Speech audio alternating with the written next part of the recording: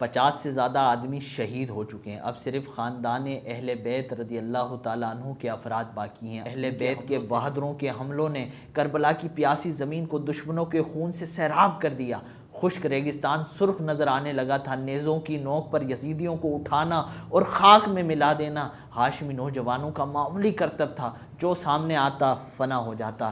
ابن سعد نے اس بات کو قبول کیا کہ اگر چلاکی سے کام نہ لیا جاتا یا ان حضرات پر پانی بند نہ کیا جاتا تو اہل بیت رضی اللہ تعالی عنہم کا ایک ایک نوجوان تمام لشکر کو برباد کر ڈالتا۔ اس طرح اہل بیت رضی اللہ تعالی عنہ کے نوجوانوں نے اپنی جانیں فدا کی اور تیروں نیزوں کی بارشوں میں بھی پیچھے نہ ہٹے، گردنیں کٹوائیں، خون بہائے اور جانیں دے دیں۔ ایک ایک کر کر تمام شہداء شہید ہو گئے۔ اب امام حسین رضی اللہ تعالیٰ عنہ کے سامنے ان کے نور نظر حضرت علی اکبر رضی اللہ تعالیٰ عنہ موجود ہیں۔ امام حسین رضی اللہ تعالیٰ عنہ نے اپنے اس بیٹے کو خود گھوڑے پر سوار کیا، اسلحہ اپنے ہاتھ سے لگایا، فولادی ٹوپی ان کے سر پہ رکھی، کمر پر ایک پٹا باندھا، تلوار اور نیزہ دیا۔ حضرت علی اکبر رضی اللہ تعالیٰ عنہ اجازت لے کر میدان کی طرف جاتے ہیں۔ جنگ میں آئے لشکریوں نے عمر بن سعد سے پوچھا کہ یہ سوار کون ہے جس کی خوبصورتی آنکھوں کو متاثر کر رہی ہے اور بہادری دل کے اندر خوف پیدا کر رہی ہے؟ عمر بن سعد کہنے لگا یہ حضرت امام حسین رضی اللہ تعالیٰ عنہ کے بیٹے ہیں، صورت اور سیرت میں اپنے نانا کریم صلی اللہ علیہ وسلم سے بہت مناسبت رکھتے ملتے ہیں۔ یہ سن کر لشکریوں کو کچھ پریشانی ہوئی اور ان کے دلوں نے اس کو برا بھلا کہا کہ ہم کن سے مقابلہ کر رہے ہیں، لیکن ابن زیاد کے وعدوں اور یزید کے انعام و اکرام اور لالچ دنیا کی حرص نے ان کو پوری طرح سے اپنے گرفت میں لیا ہوا تھا۔ انہوں نے اپنے دل کی ملامت کی بھی کوئی پرواہ نہیں کی اور یہ جنگی میدان میں موجود رہے، حتیٰ کہ شہزادے علی اکبر نے ابن سعد سے کہا کون مقابلے میں آئے گا؟ دشمنوں پر خاموشی طاری ہو گئی، کسی بہادر کا قدم یزیدی کا جو ہے نا قدم آگے نہیں بڑھا۔ حضرت علی اکبر رضی اللہ تعالیٰ عنہ نے پھر پکار دی حل من مبارز، اے ظالموں اگر مقابلہ کرنا ہے تو آؤ، طاقت دکھانی ہے تو آؤ، ہے کوئی میرے مد مقابل؟ کوئی بھی نہیں آیا۔ پوری یزیدی لشکر پر خاموشی طاری تھی کہ حضرت امام علی اکبر نے پھر یزیدی جو صفے بنائے کھڑے تھے جنگ کے لیے، ایک طرف حملہ کیا پھر دوسری طرف حملہ کیا۔ یہ کوئی حملہ نہیں تھا بلکہ عذاب الہی تھا، اس شدت کا حملہ۔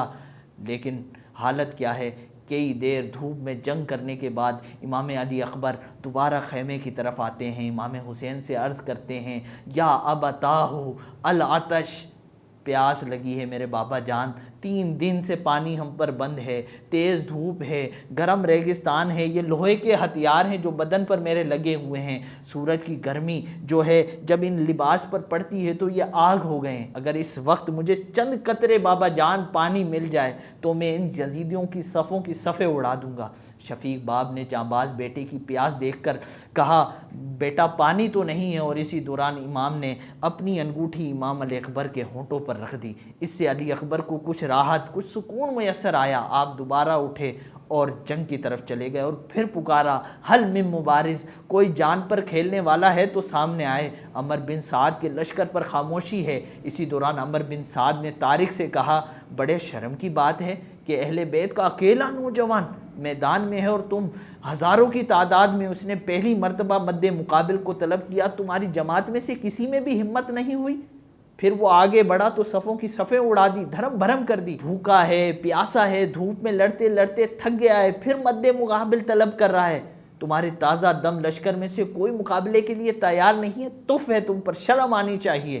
اگر غیرت ہے تو میدان میں پہنچ کر مقابلہ کرو اور فتح حاصل کرو۔ میں وعدہ کرتا ہوں کہ تو نے اگر یہ کام انجام دے دیا تو عبید اللہ ابن زیاد سے کہہ کر تجھے موصل کی حکومت دلا دوں گا۔ طارق نے کہا کہ مجھے اندیشہ ہے اگر میں نے نواسہ رسول صلی اللہ علیہ وسلم کا مقابلہ کر کر اپنی آخرت خراب کر بھی لی تو اپنے وعدے سے مکر جائے گا، مجھے یہ اندیشہ ہے، تو میری دنیا بھی خراب اور آخرت بھی خراب۔ تو ابن سعد نے قسم کھائی اور یقین دلایا۔ اس پر طارق نے موصل کی حکومت کی لالچ میں امام علی اکبر کے مقابلے کے لیے وہ چلتا ہے۔ سامنے پہنچتے ہی شہزادے پر نیزے کا وار کرتا ہے۔ امام علی اکبر اس کے نیزے کا وار رد فرماتے ہیں، اس کا وار مس کر دیتے ہیں اور اس کے سینے پر ایک نیزہ مارتے ہیں، طارق کی پیٹھ سے وہ نیزہ نکلتا ہے امام علی اکبر کا، اور آپ اس کے گھوڑے سے اٹھا کر اس کو زمین پر پٹخ دیتے ہیں اور وہ وہیں مر جاتا ہے۔ امام علی اکبر کے ہاتھوں اپنے باپ کی ذلت امیز موت دیکھ کر طارق کے بیٹے عمر بن طارق کو بڑا غصہ آیا، طیش آیا، اس کی غیرت جاگی، اور وہ چلاتا ہوا گھوڑے کو دوڑ لگا کر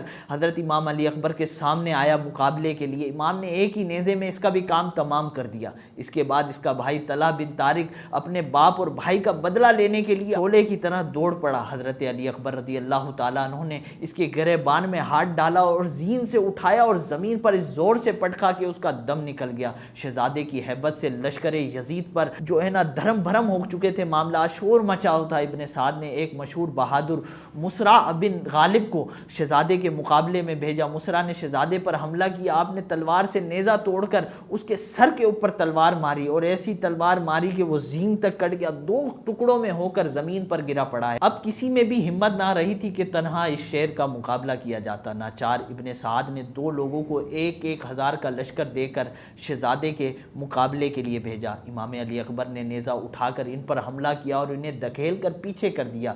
اس حملے میں شہزادے کے ہاتھ سے کتنے بد نصیب ہلاک ہوئے، کتنے پیچھے ہٹے۔ آپ نے تو ان کا کام تمام کر دینا تھا، لیکن پیاس کی شدت آپ کو اس قدر تھی کہ آپ دوبارہ گھوڑے کو دوڑ لگاتے ہیں اور امام حسین علی مقام رضی اللہ تعالیٰ عنہ کی بارگاہ میں پہنچتے ہیں اور کہتے ہیں العطش العطش، ابا جان پیاس کی بہت زیادہ شدت ہے۔ اس مرتبہ امام حسین نے انگوٹھی لبوں پر نہیں رکھی بلکہ کہا اے میرے بیٹے، حوض کوثر سے پینے کا وقت قریب آ گیا ہے۔ مصطفیٰ کریم صلی اللہ علیہ وسلم کے ہاتھوں سے وہ جام تجھے ملے گا جس کی لذت تصور نہیں کی جا سکتی، نہ زبان سے بیان کی جا سکتی ہے۔ یہ سن کر علی اکبر رضی اللہ تعالیٰ عنہ کو بڑی خوشی ہوئی اور وہ ایک نئے جذبے کے ساتھ میدان کی طرف گئے اور دشمنوں پر حملہ کر دیا۔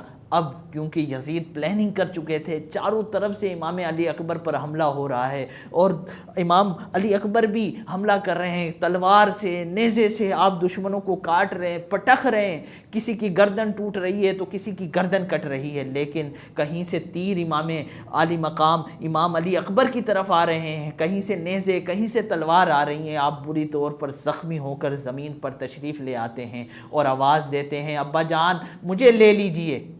امام حسین گھوڑے پر سوار ہو کر میدان کی طرف آتے ہیں، اپنے شہزادے کو اٹھاتے ہیں، خیمے کی طرف لاتے ہیں اور خیمے کے پاس لا کر گود میں اپنا سر رکھتے ہیں۔